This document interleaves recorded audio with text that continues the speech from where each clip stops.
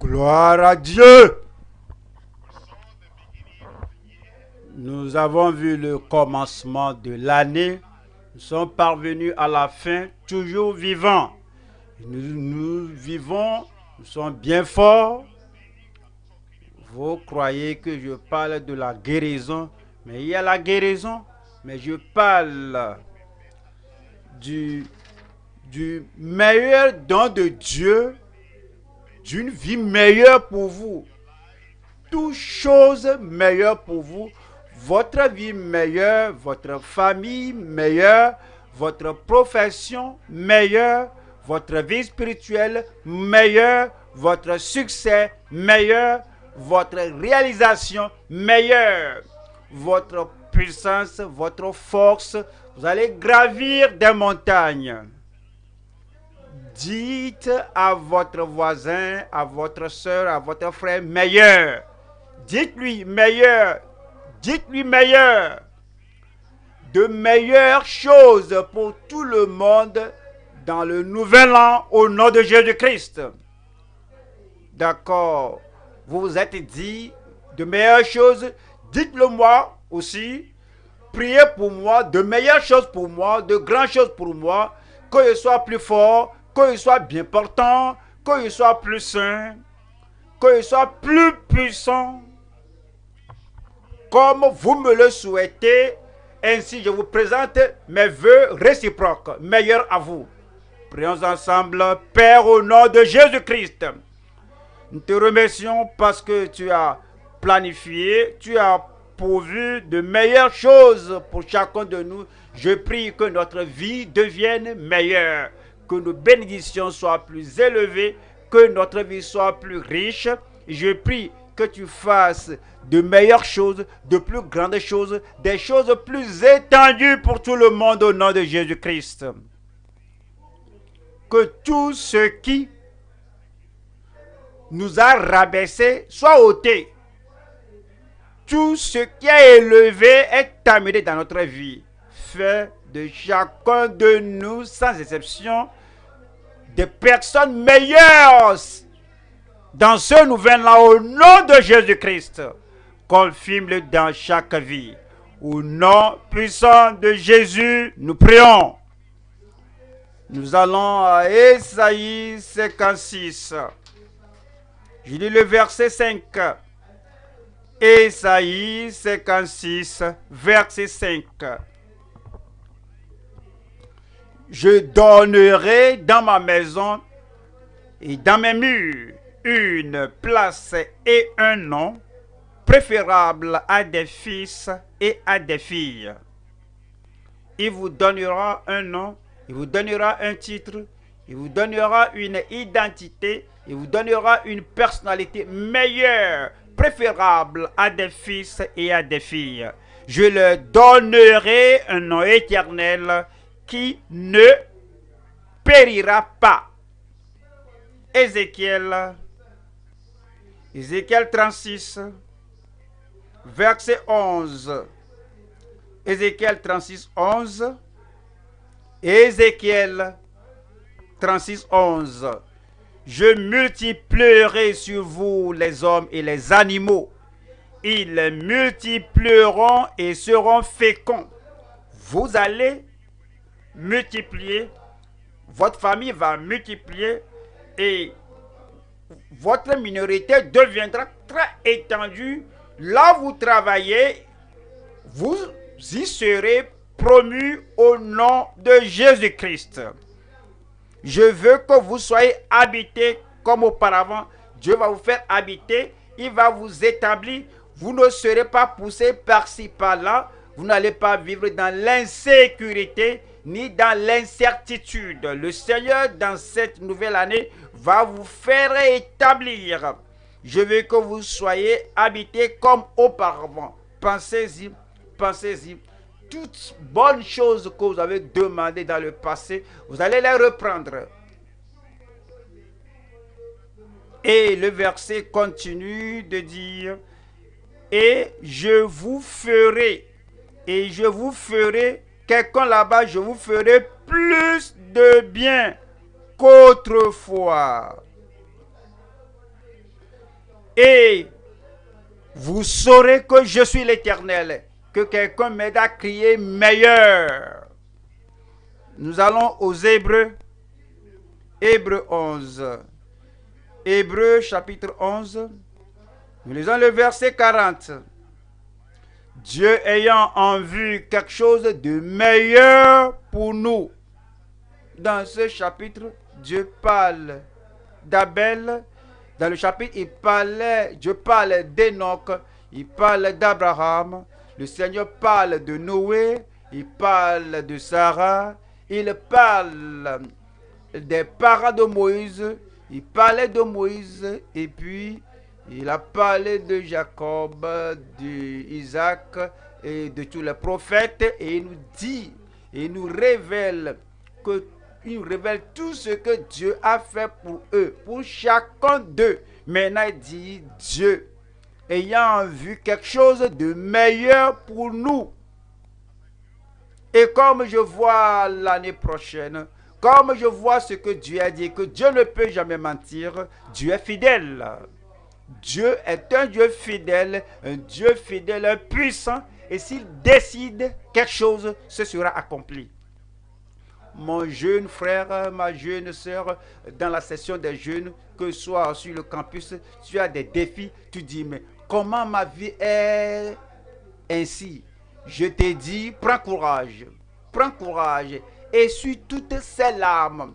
Je parle à un orphelin là-bas, je parle à une orpheline là-bas qui n'a pas de parents. Peut-être tu as des parents, mais ils ne sont pas en mesure de prendre soin de toi.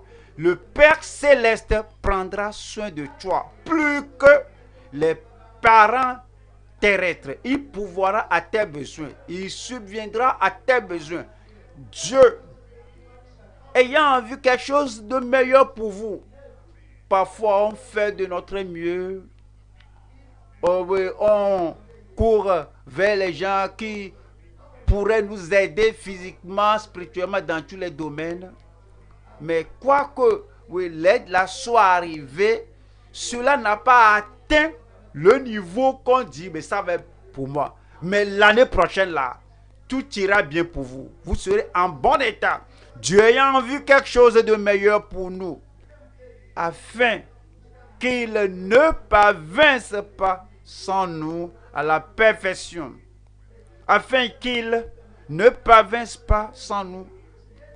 Oui, sans considérer les meilleures choses que Dieu a pourvues pour moi. Les gens qui étaient avant nous, ils n'auront pas sérieux, ils ne seront pas au complet sans nous. Pouvez-vous imaginer que le Seigneur dit que tout ce que ces gens-là, qui qu'ils soient, dans leur assemblée, dans leur congrégation, et comme ils se sont unis, qu'ils ne seront pas au complet sans vous, sans toi. Vous n'avez pas bien compris cela, vous n'avez pas entendu cela. Parce que tu n'es pas un appendix. Tu n'es pas une personne inutile. Tu es important, même dans ta famille. Les gens sauront dans ta famille qu'ils ne seront pas au complet sans toi. Ta vie sera meilleure. Tes réalisations seront meilleures. Ton témoignage sera meilleur. Il y a de grands témoignages ces années passées, mais nous allons dépasser tous les témoignages que nous avons entendus. Nous avons comme titre ce jour le don de Dieu d'une vie meilleure pour vous. Le don de Dieu d'une vie meilleure pour vous. Nous allons voir 3 points. Premier point, son offre de grâce illimitée. Son offre de grâce illimitée. 2. Notre offrande de meilleurs dons. Notre offrande de meilleurs dons. Numéro 3. L'effusion de son meilleur. Pas vous donner une minorité, un peu de quelque chose. Dieu va faire cela, un débordement de bénédiction pour vous, un épanchement, une effusion, une surabondance, l'effusion de son meilleur pour les pieux. Il y a quelque chose de meilleur. je vais obtenir quelque chose de meilleur. Cette nouvelle année sera une année de victoire, une année glorieuse pour toi, pour moi, pour nous tous, au nom de Jésus-Christ. Dites-moi le premier point là-bas. Son offre de grâce illimitée. Nous allons aux Romains.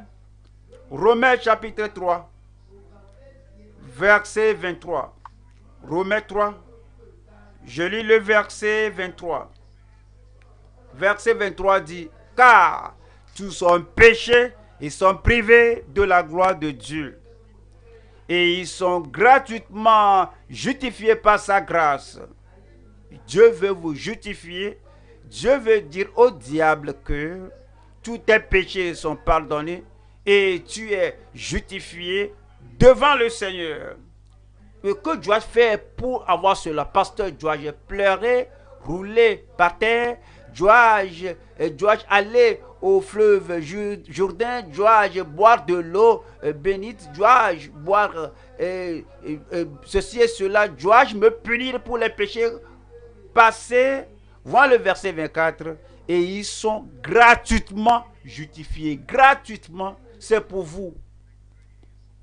La grâce pour le pardon est pour vous. Et la grâce pour la libération est pour vous. La grâce pour la joie inédite, la joie illimitée, la joie du salut est pour vous à partir de ce jour. Ils sont gratuitement justifiés par sa grâce, par le moyen de la rédemption qui est en Jésus-Christ. C'est lui que Dieu a destiné par son sang à être pour ceux qui croiraient victimes propitiatoires afin de montrer sa justice. Parce qu'il avait laissé impunis les péchés commis auparavant au temps de sa patience, il ôte tous vos péchés et vous donne la justice de Christ. Il le fera pour vous. Nous allons à 1 Timothée. 1 Timothée chapitre 1. 1 Timothée 1. Je lis le verset 14. 1 Timothée 1, 14. Et la grâce de notre Seigneur a surabondé avec la foi et la charité qui est en Jésus-Christ. C'est Paul ici. Il était Saul, une personne méchante, une personne terrible, une personne méchante. Il rentrait des maisons, arrêtait des hommes et des femmes sans égard pour le genre. Il les jetait en prison et s'il veut qu'ils meurent, alors il va les éliminer. Un homme de ce genre a dit, mais tu m'as trouvé à l'église, tu m'as trouvé dans le royaume, je parle de Christ. Il dit, mais tout est par la grâce.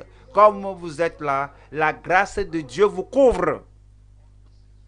Tous les péchés que vous aurez commis, celui dans la Bible, ce n'est pas que moi je parle. Et la grâce de notre Seigneur a surabondé. Cela vous atteint là où vous êtes et quel que soit ce que vous avez fait, le pardon est venu, le salut est venu. C'est avec la foi et la charité qui est en Jésus-Christ. Voyons ceci. C'est une parole certaine et entièrement digne d'être reçue que Jésus-Christ est venu dans le monde pour faire quoi? Pour sauver les pécheurs, pour purifier les pécheurs, pour pardonner aux pécheurs. Tu dis que tu es pécheur, d'accord? Il est venu sauver. Nous l'appelons Jésus, nous l'appelons par son nom. Il est sauveur, il est votre sauveur ce jour. Pour sauver les pécheurs, dont je suis le premier. Dont je suis le premier. Voyons titre. La grâce est venue. La grâce abondante est arrivée. La grâce débordante. La grâce surpassante. Tite chapitre 2. Je lis le verset 11. Car la grâce de Dieu, source de salut pour tous les hommes, a été manifestée. A été manifestée. Et comme le soleil se lève le matin et le soleil est pour tout le monde, le soleil apparaît à tous les hommes. Lorsque la saison de pluie commence, comme la pluie tombe pour tout le monde, la pluie ne vous exempte pas, cela n'exempte pas votre maison, la pluie tombe pour tout le monde. La grâce maintenant s'est manifestée. La grâce est maintenant disponible. Tu ne dois pas rester hors du royaume. Entre, et comme tu entres, tous tes péchés seront pardonnés par le Seigneur au nom de Jésus-Christ. Et tout est par la grâce. Et il nous offre, il t'offre, il m'offre une grâce abondante. Car la grâce de salut, source de salut pour tous les hommes, a été manifestée.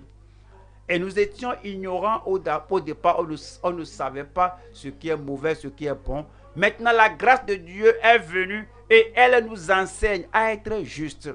Elle nous relève à être droit. Parce que la grâce de Dieu ne nous laisse pas là où elle nous a rencontrés. Si la grâce de Dieu ne porte pas de changement, donc la grâce n'est pas nécessaire, mais la grâce de Dieu transforme notre vie en meilleure. Il transformera votre vie en meilleure. Elle nous enseigne à renoncer à l'impiété et aux convoitises mondaines et à vivre dans le siècle présent selon la sagesse, la justice et la piété.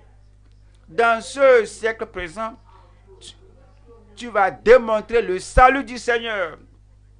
Avant que la grâce ne soit arrivée, lorsque la tentation vient, tu succombes. Tu n'as pas le pouvoir de dire non. Tu n'as pas la puissance de résister à cela. Maintenant, la grâce est arrivée. La grâce tape à la porte. Quand le tentateur tape à la porte, il dit que ne réponds pas. La grâce va répondre pour toi. Et la grâce va dire, qui est-ce? Que je suis le tentateur. Et voici ma victime. Et je lui dis de faire ceci et cela. Et la grâce va te dire, maintenant je vis au-dedans de lui avant que je ne sois arrivé. Et tu peux faire de lui ou d'elle ce que tu veux. Maintenant la grâce répond à la porte et te dit, et te lui dit, toi retourne. Cet homme n'est plus pour toi. Cette femme n'est plus pour toi. Tu vas triompher du tentateur. Tu vas triompher des tentations. Tous les péchés que le diable apportera dans ta vie. Gloire à Dieu. Tu peux maintenant renoncer à toutes ces choses et tu diras, oui, je vais tenir bon. Elle nous enseigne à renoncer à l'impiété et aux convoitises mondaines et à vivre. Comment dois-je vivre maintenant? Comment devez-vous vivre maintenant? Et à vivre dans le siècle présent selon la sagesse, la justice et la piété. Et la piété où? Dans le siècle présent. Le même lieu de travail là, dans la même profession, dans cette association. Et là où tu connais des difficultés, et chaque fois tu as honte, on t'appelle pasteur. Quand ils disent cela, ils voudraient te taquiner afin de faire quelque chose et que tu aies honte et que tu baisses la tête et ils vont amener leur bombe contre toi. Maintenant, la grâce est venue dans ce siècle présent. Je dis dans ce siècle présent, tu vas lever ta tête et tu dresses bien tes épaules quand les gens là viennent et comme ils mentionnent le sobriquet pour te railler, tu les regardes et même ils peuvent dire que l'homme là n'est plus une victime. Je ne suis plus une victime. La victoire va rentrer en toi au nom de Jésus-Christ. Et la grâce en toi va dire non à l'ennemi et au tentateur. Et vous allez mener la vie de sobriété. Vous allez mener la vie de justice. Vous allez mener la vie de piété dans ce siècle présent. En attendant la bienheureuse espérance et la manifestation de la gloire du grand Dieu et de notre Sauveur Jésus-Christ, qui s'est donné lui-même pour nous, qui s'est donné lui-même pour moi, qui s'est donné lui-même pour moi, qui s'est donné lui-même pour moi. Pourquoi? Parce que je voudrais quelque chose du ciel. je vais obtenir une bénédiction du ciel et ma main ne peut pas toucher au ciel. Je saute, je ne peux pas y atteindre. J'ai jeûné, je ne peux pas parvenir au ciel. Je me suis renoncé, mais je ne peux pas atteindre cela. Mais je cherche cela. Mais Jésus-Christ, l'échelle qui part de la terre au ciel me dit, ne t'en fais pas. Alors je mets l'échelle à mes pieds. Puisqu'il est l'échelle, tout ce dont j'ai besoin maintenant, je ne peux pas encore m'étirer. Lui-même s'est donné pour moi. Je vais recevoir. Maintenant, je vais recevoir. Maintenant, je reçois. Maintenant, je reçois. Les jours de pauvreté, la pauvreté spirituelle, les jours de regret et de larmes, tous ces jours ne sont plus au nom de Jésus-Christ. Les jours d'être anémié, il n'y a pas de sang, il n'y a pas de force, il n'y a pas d'énergie, il n'y a pas de puissance, il n'y a pas d'autorité. Seulement, tu viens mourant. Ces jours sont ôtés, ces jours ne sont plus. La vie est arrivée. La vie abondante est arrivée. La vie spirituelle est arrivée. Et la vie éternelle est arrivée. Et c'est arrivé pour toi. C'est disponible maintenant pour toi. Qui s'est donné lui-même pour nous. Chaque fois je me rappelle cela. Et l'année prochaine, s'il y a quelque chose à faire, et le diable veut me rappeler, je te parle, mais je me fais une illustration pour toi, n'est-ce pas? Et le diable dit que tu n'es pas fort, tu ne peux pas le faire, parce que ce n'est pas comme auparavant où tu peux sauter, courir, faire ceci, faire cela. Et je dis, laisse-moi te lire un verset. L'année prochaine, si le diable vient, je vais lui lire la Bible. Cette année prochaine, si le tentateur vient, je dis, mais attends. Je vais lui ouvrir la Bible et je lui lis la Bible. Ouais. Je lis la Bible de la Genèse à l'Exode, Lévitique, Nombre, Josué, Juge. Et puis il va dire, c'est assez. Et l'ennemi va fuir de devant toi. Parce que tu comprends que lui, Christ, notre sauveur, notre rédempteur, notre sanctificateur, notre guérisseur, s'est donné lui-même pour nous afin de nous racheter de toute iniquité. Afin de nous racheter de quoi? De toute iniquité. Aucune iniquité ne s'enracinera dans votre vie. Aucune transgression ne s'enracinera dans votre vie. Il n'y a pas de place à demeurer.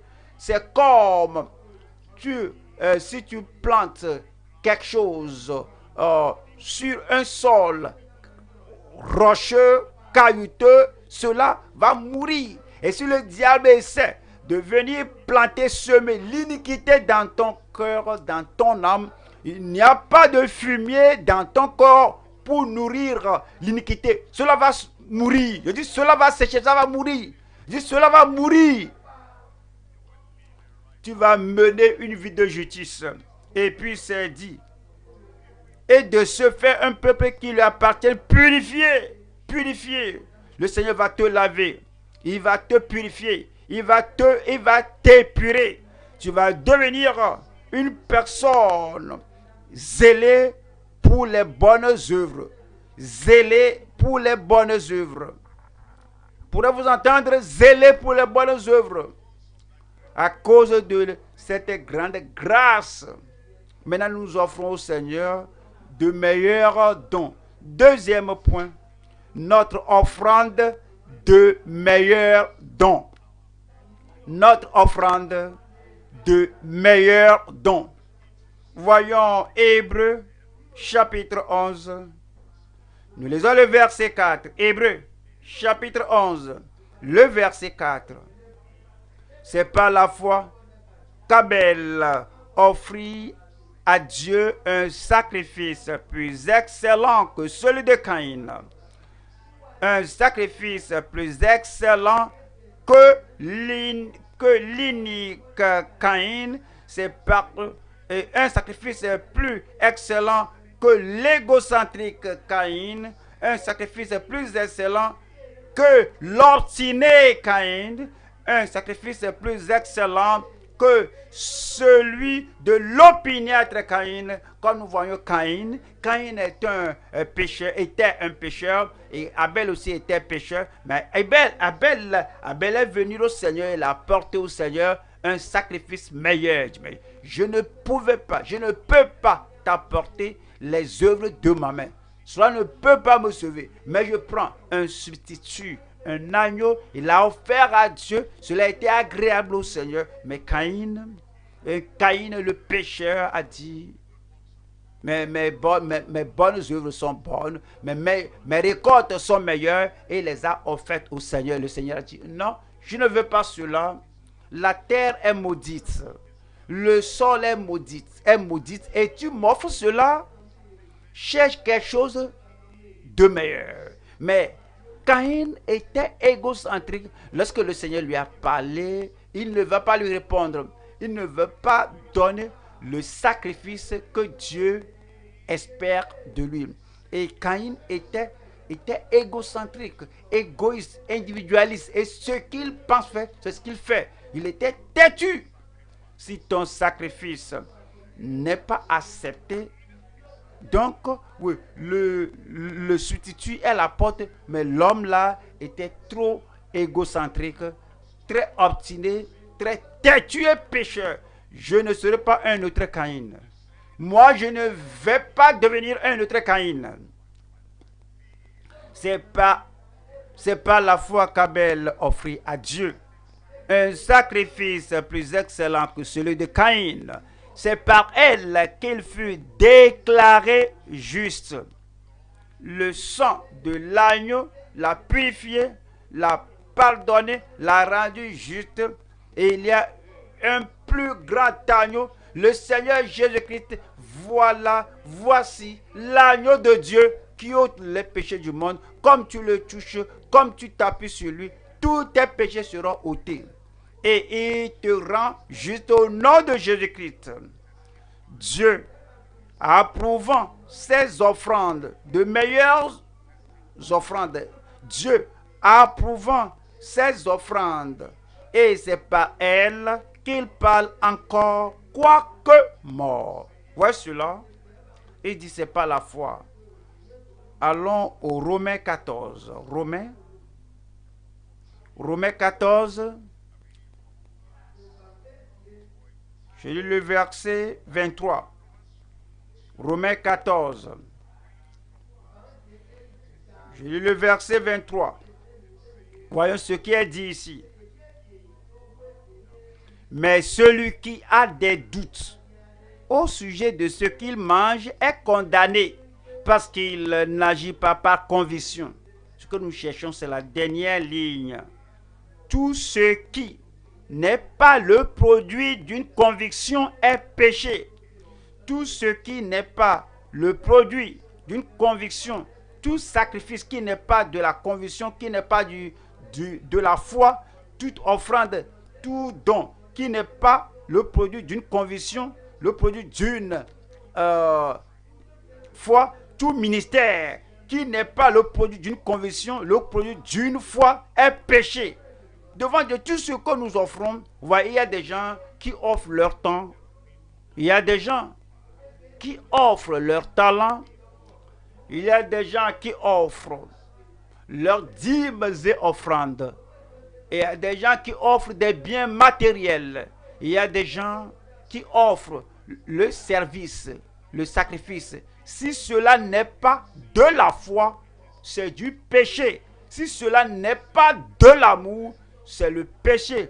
Si cela n'est pas selon les Écritures, selon les exigences et les désirs de Dieu, aussi bonnes que ces choses soient, cela est péché. Tout ce qui n'est pas le produit d'une conviction est péché. Son offre de grâce illimitée. Deuxième point, notre offrande de meilleurs dons. Troisième point, l'effusion de son meilleur pour les pieux. L'effusion, le débordement et l'épanchement de son meilleur pour les pieux. Le Seigneur va vous donner le meilleur. Vous allez jouir du meilleur. Chaque jour de l'année qui s'annonce, le meilleur de Dieu pour vous.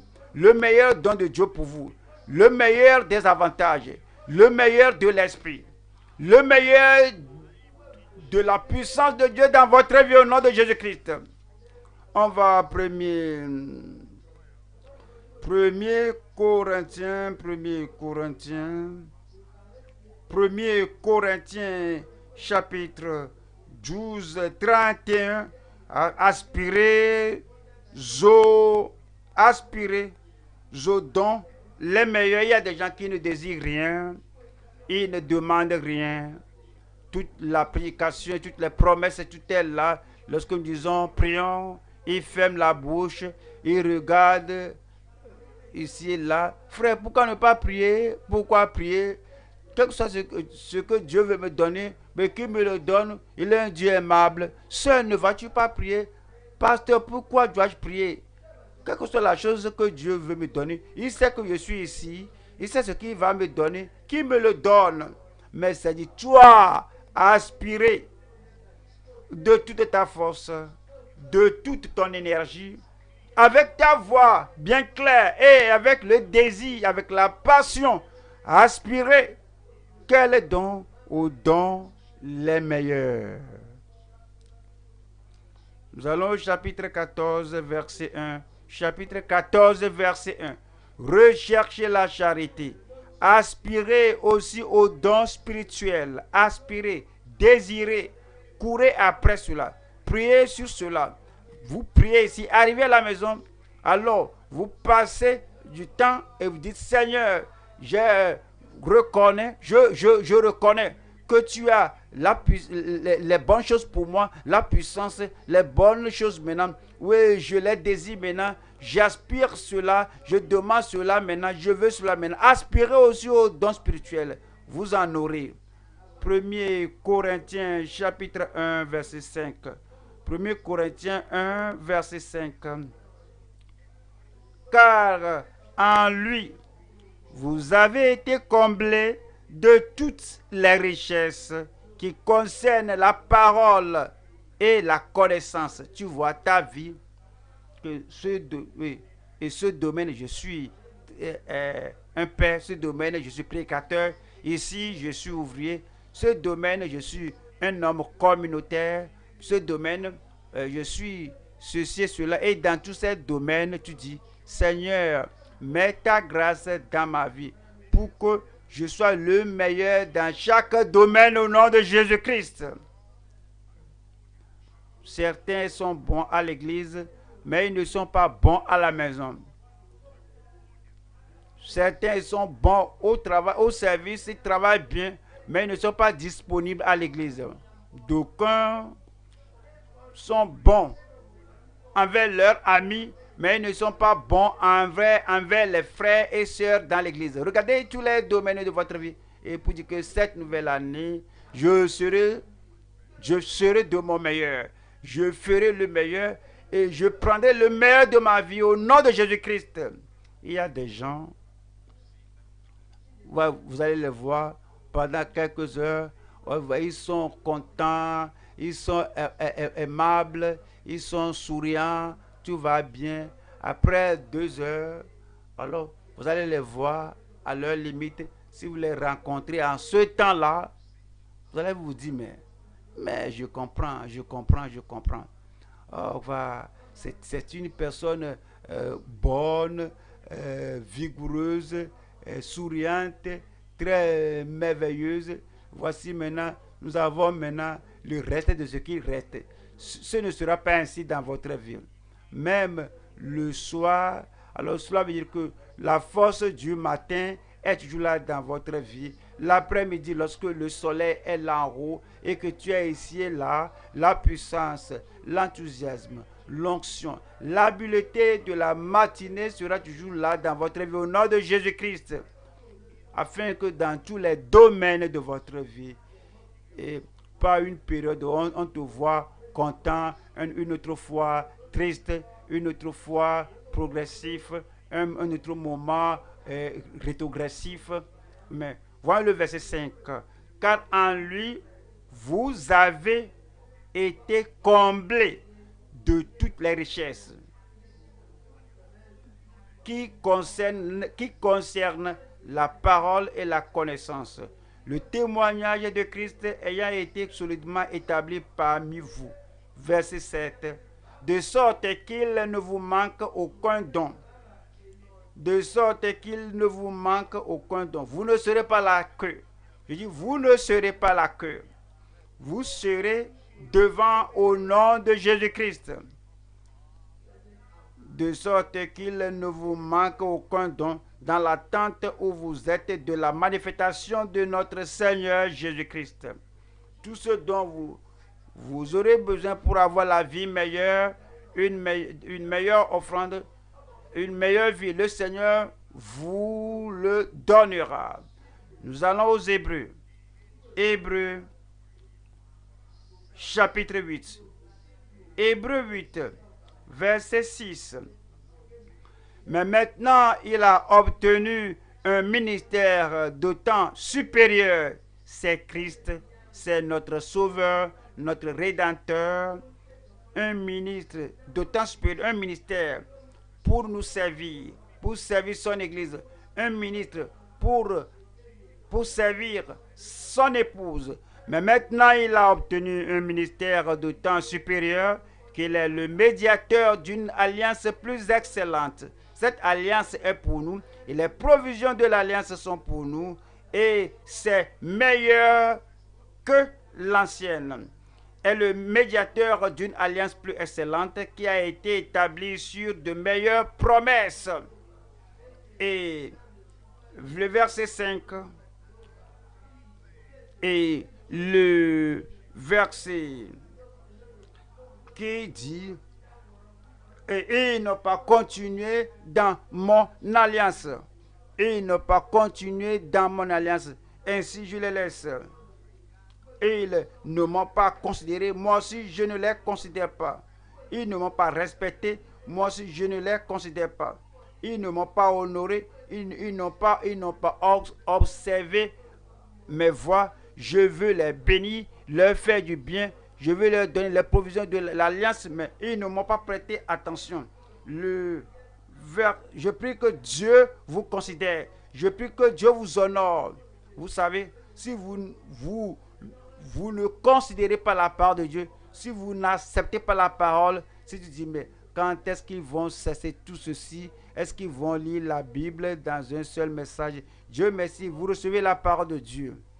Dieu merci, vous considérez Dieu. Vous recevez Dieu. Dieu va vous considérer. Voyons le verset 9 et 10.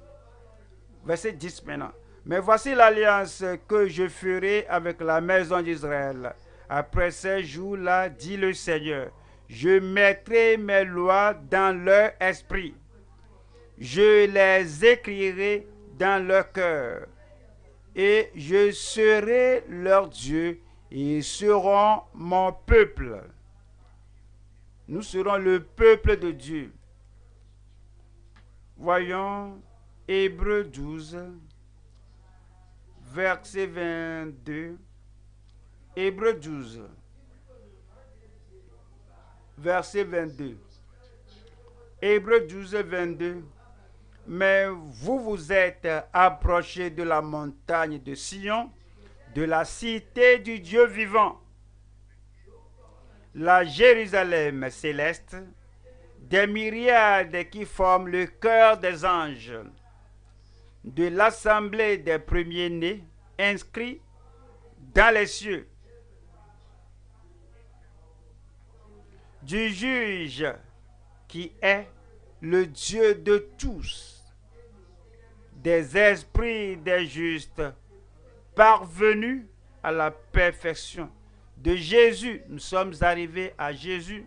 Nous sommes arrivés à Jésus. De Jésus, qui est le médiateur de la nouvelle alliance, et du sang de l'aspersion, qui parle, dites-le moi, mieux que celui d'Abel. C'est Christ, c'est notre Seigneur. Nous sommes venus à lui, il bénit Il a béni ceux qui nous ont précédés, il vous bénira. Hébreux 13. Nous lisons le verset 8. Hébreux 13, 8. Jésus-Christ est le même hier, aujourd'hui et éternellement. Il va se prouver le même dans votre vie au nom de Jésus-Christ. Ne vous laissez pas entraîner par des doctrines diverses et étrangères, car il est bon que le cœur soit affermi par la grâce, et non par des aliments qui n'ont servi de rien à ceux qui s'y sont attachés. Voilà le verset 12. C'est pour cela que Jésus aussi, afin de sanctifier le peuple par son propre sang, a souffert hors de la porte. Verset 13. 13. Sortons donc pour aller à lui hors du camp, en portant son opprobre. Voici la fin de l'année.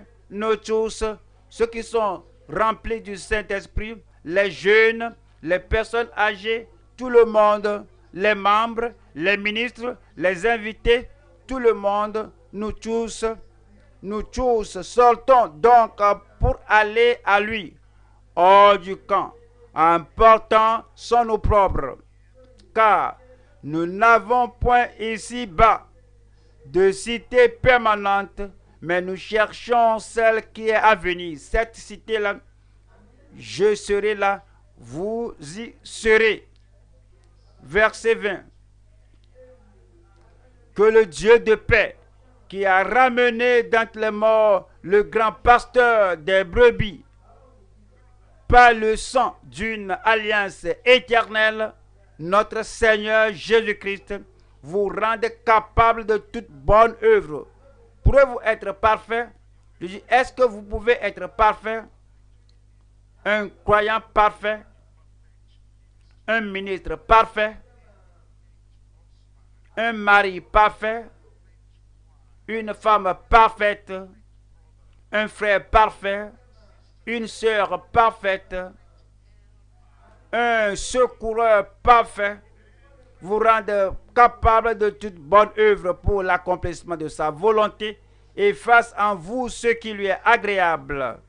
Par Jésus-Christ, auquel soit la gloire au siècle des siècles. Amen. Au siècle des siècles. Amen. De meilleurs jours sont arrivés. Une meilleure vie est arrivée. De meilleures provisions sont arrivées. Voyons Ézéchiel 36. Ézéchiel, chapitre 36. Nous lisons le verset 11. Je multiplierai sur vous les hommes et les animaux. Ils multiplieront et seront féconds. Je veux que vous soyez habités. Je suis établi par le Seigneur. Je dis, je suis établi par le Seigneur. Comme je vois l'an prochain, je ne panique pas. Le Seigneur m'a établi. Comme je vois la voie devant moi, je ne suis pas épouvanté. Je ne suis pas effaré. Je suis établi. Comme vous allez rentrer chez vous à la maison, vous regardez dehors. Il faut regarder votre devant. Votre futur est prometteur et radieux. Parce que Dieu vous établit. Le verset 11 dit que je veux que vous soyez habités comme auparavant. Je vous ferai plus de bien qu'autrefois. Vous allez faire un progrès rapide, irréversible. Parce que Dieu vous fera plus de bien qu'autrefois. Et vous saurez que je suis l'Éternel. Vous le saurez. Verset 37. Ainsi parle le Seigneur l'Éternel. Voici encore sur quoi je me laisserai fléchir par la maison d'Israël. Voyez ce que je ferai pour eux. Tu ne vas pas te croiser les bras, fermer la bouche que Dieu le fera parce qu'il a dit qu'il va le faire. Non, dis que tu dois passer du temps. Tu vas l'invoquer. Voici encore sur quoi je me laisserai fléchir par la maison d'Israël. Voici ce que je ferai pour eux. Je multiplierai les hommes comme un troupeau. Amen.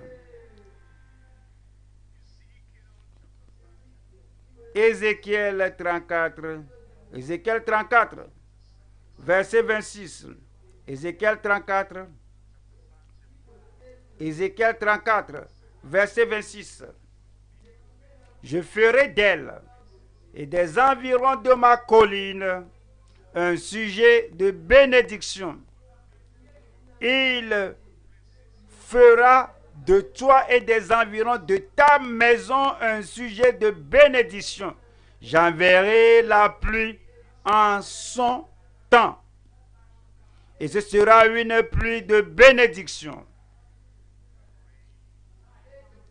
La pluie s'annonce, ça va commencer, ça va tomber bientôt. Les bénédictions commencent à tomber. Les rafraîchissements commencent à tomber sur toi, sur ta maison, sur tes enfants, sur tes parents, sur tes bien-aimés. Ce sera une pluie de bénédiction. Cela commence maintenant. Où êtes-vous? Pourquoi ne pas vous tenir debout et parler au Seigneur que cette bénédiction-là tombe? Le meilleur de Dieu. Le meilleur de Dieu pour toi.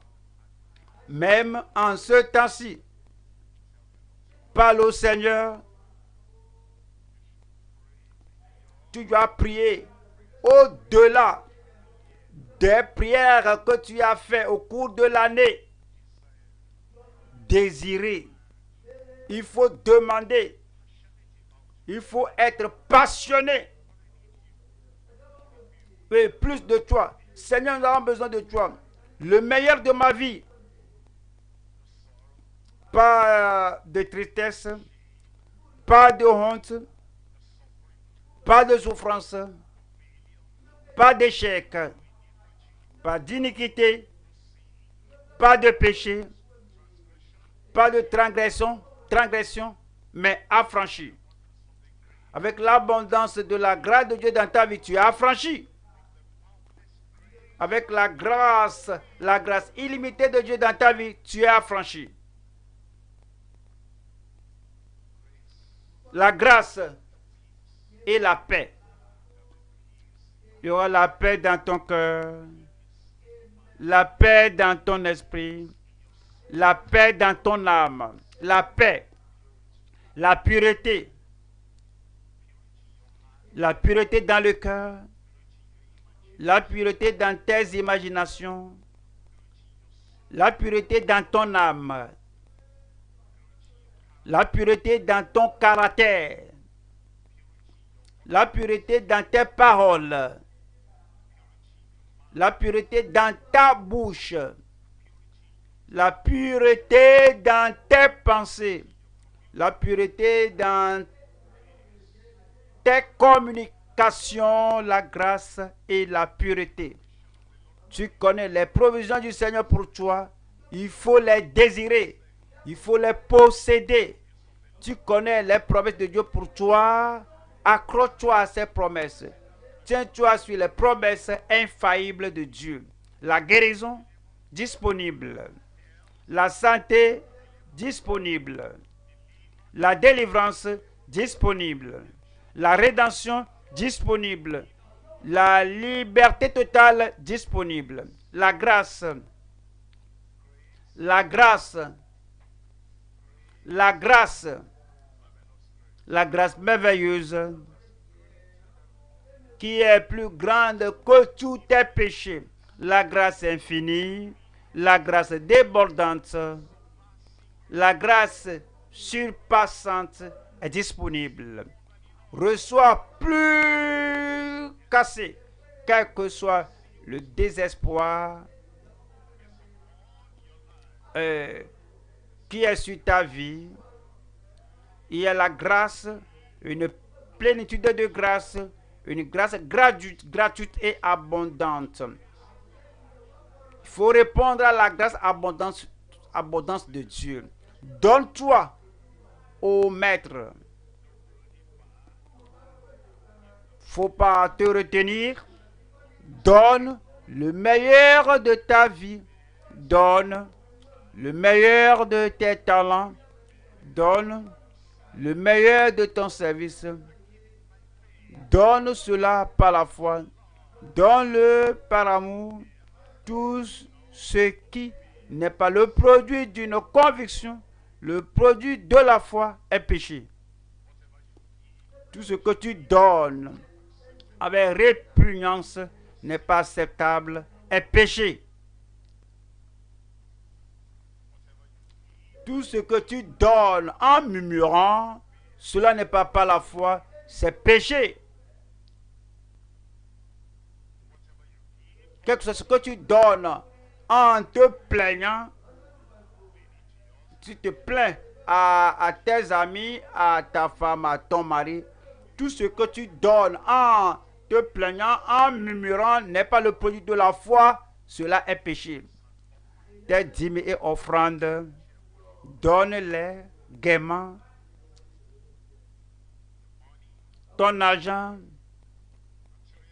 les biens matériels, donne-les heureusement. Tes biens, donne-les joyeusement. Fais ce qui doit apporter la bénédiction sur ta vie cette année. Ta force physique, ton temps, ta formation. L'Église ne doit pas courir après toi. Rends-toi disponible. On ne sait pas ce que tu peux offrir. C'est toi qui dois dire que j'ai ceci à offrir, j'ai ceci à offrir. Je peux offrir ceci. Et tu donnes honnêtement. Tu donnes avec transparence. Tu donnes avec résolution. Tu donnes joyeusement, gaiement. Tu ne seras pas du nombre d'Ananias et de Saphira. Et puis tu demandes au Seigneur l'effusion promise, le débordement promis, les bénédictions, le débordement des bénédictions promises. Seigneur, me voici. Répands-les sur moi. Il dit, mettez-moi de la sorte à l'épreuve. Si je n'ouvrirai pas les écluses des cieux pour vous, et si je ne répandrai les bénédictions sur vous, pour que vous n'ayez pas assez de place pour les contenir. Au nom de Jésus, nous prions. Votre Amen a atteint le ciel. Vos bénédictions du ciel vont descendre puissamment au nom de Jésus-Christ. Toutes les promesses de Dieu dans votre vie, toutes les prophéties du Seigneur dans votre vie, toute provision du Seigneur dans votre vie, tout est accompli dans votre vie au nom de Jésus-Christ. Pur comme du cristal, pur comme du diamant, rien ne va révoquer les promesses ni la puissance de Dieu dans votre vie au nom de Jésus. Père, au nom de Jésus-Christ, nous te remercions pour ton amour, nous te disons merci pour ta grâce, nous te disons merci d'avoir tes réflexions, tes pensées sur nous. Seigneur, je demande, comme tu as promis, qu'il en soit fait dans la vie de chacun de nous au nom de Jésus-Christ. Pour tout le monde, partout, que ce soit ici, que ce soit les divers pays, dans, tout, dans toute l'Afrique, dans tous les pays du monde. Seigneur, faut balayer toutes les toiles d'araignée, les saletés, le mal de l'année passée, de toute vie au nom de Jésus-Christ. Pour ceux qui ne savent pas comment prier, pour ceux qui n'ont pas assez prié et ceux qui croient qu'ils n'ont pas bien prié, je prie que la prière de Jésus pour tout le monde, que l'intercession de Jésus pour tout le monde soit confirmée au nom de Jésus-Christ.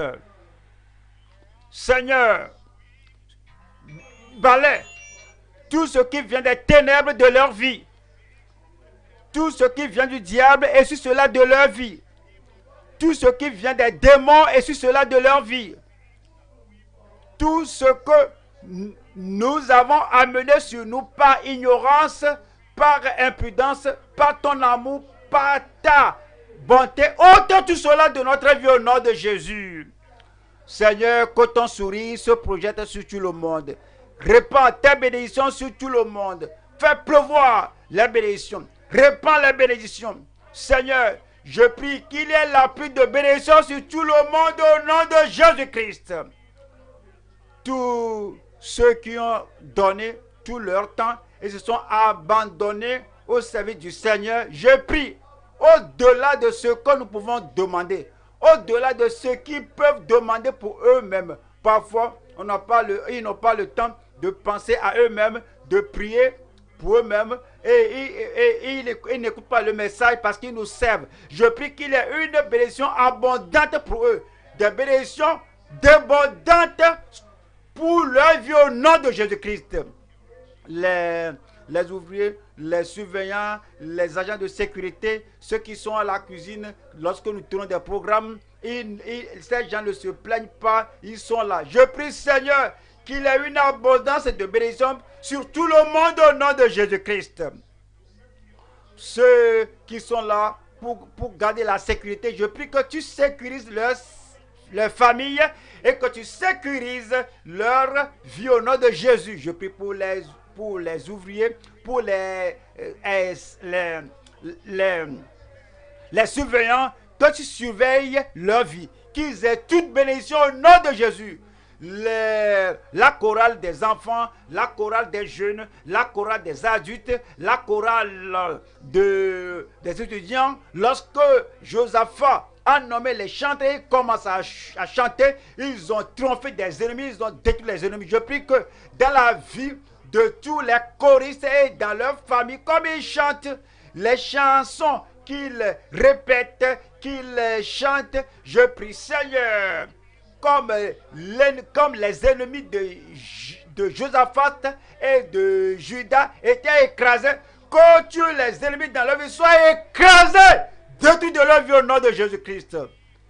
Comme David jouait de la harpe et le démon fuyait Saül, je prie que tous les instrumentistes ici qui ont des démons autour de leur maison, autour de leurs femmes, autour de leurs hommes, toi esprit démon, je te commande, sors de là au nom de Jésus-Christ.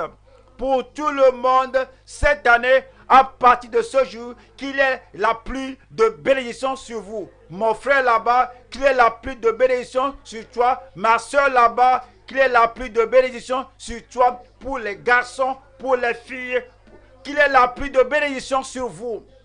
Quel que soit ce qui vous a fait pleurer l'année passée, toutes vos larmes sont essuyées.